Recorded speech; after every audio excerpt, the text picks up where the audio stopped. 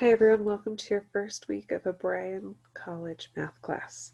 The first thing you want to do is, once you're in your class, read the announcements.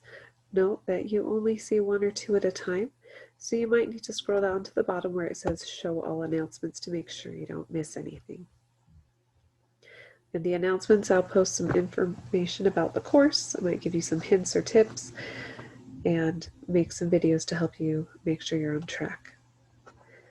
If you ever need to go back to that home page, just click on the course name. The next thing you want to check is to make sure there aren't any questions in the Ask the Instructor post. If you have any questions, feel free to post those here. You can also email me. Once you've checked the announcements and the questions, go to the Content tab. The Content tab is where you're going to go every time to access course information. You're going to want to read the syllabus and make sure you have my name and email address. Perhaps write it on the syllabus and print off the syllabus or save it somewhere where you can access it. And if you ever have any reason that you need to refer to the syllabus, if you transfer schools or need to show it to your advisor or a job, having the syllabus might be useful. My husband had to pull some syllabi later after his degree, and it was kind of hard to track them down, so staying organized with that would be helpful. So you can check to see if you have any bookmarks. You can see what's on the course schedule. The course schedule is automatically generated, so that's not something you can print, but when you go to the course information, you can look at the policies, the schedule, and so forth and so forth. And if there's a check mark, that means you've looked at it. If there's not, it means you need to look at it. And I do want to point out this tutor.com. It's free 24/7 online tutoring.